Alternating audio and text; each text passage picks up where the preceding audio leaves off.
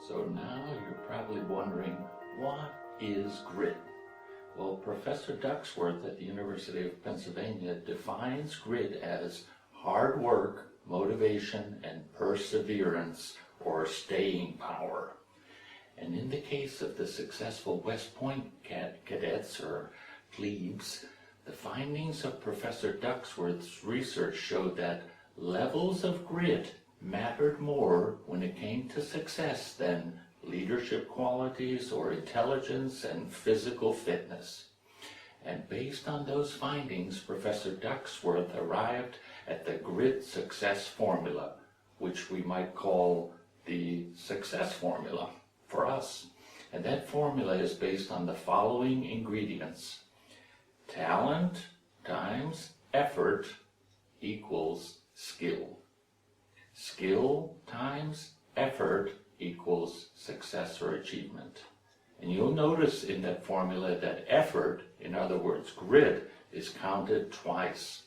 In other words, grit has a 2 times impact on success when compared to skill or talent.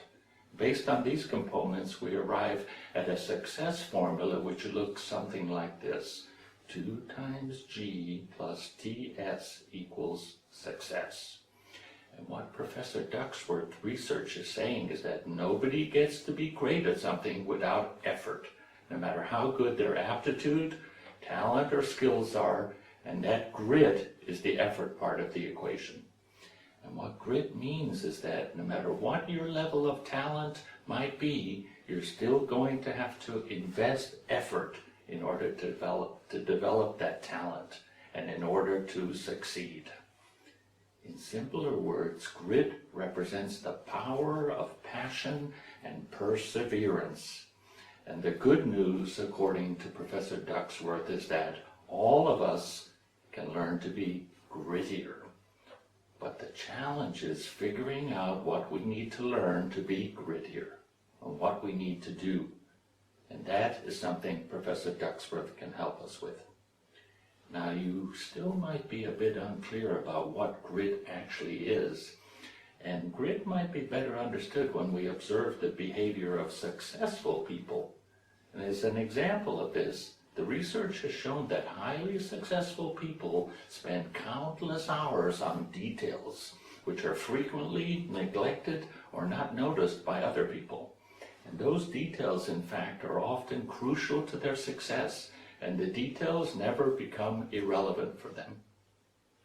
And also, successful people and most experts never get bored with the details. They never get bored because in those details, they're always discovering interesting aspects or ideas, and by doing so, they become increasingly immersed or deeply involved in the matters they're dealing with, even when there are endless details.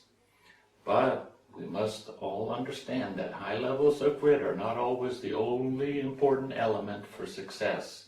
In fact, Professor Ducksworth reminds us that there is a danger if we view grit as the single solution to every challenge, because it's not.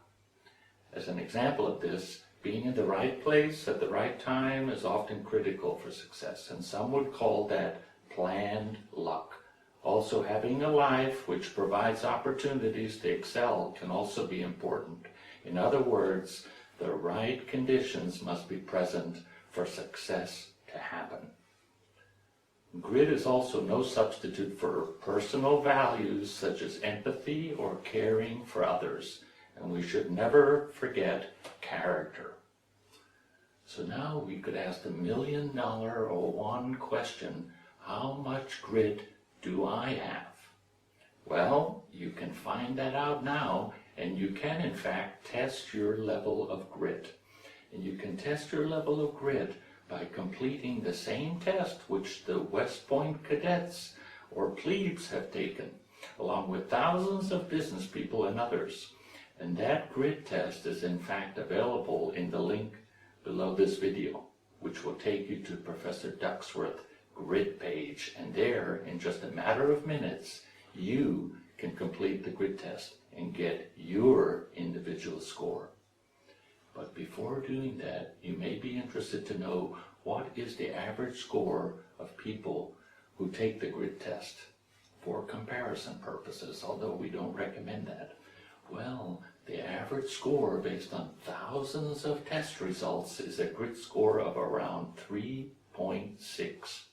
But when comparing your grit score with others, please keep in mind the other factors which do come into play and which in fact reinforce the effects of grit. For example, self-restraint, or what they call delayed gratification, plays an important role in reinforcing grit.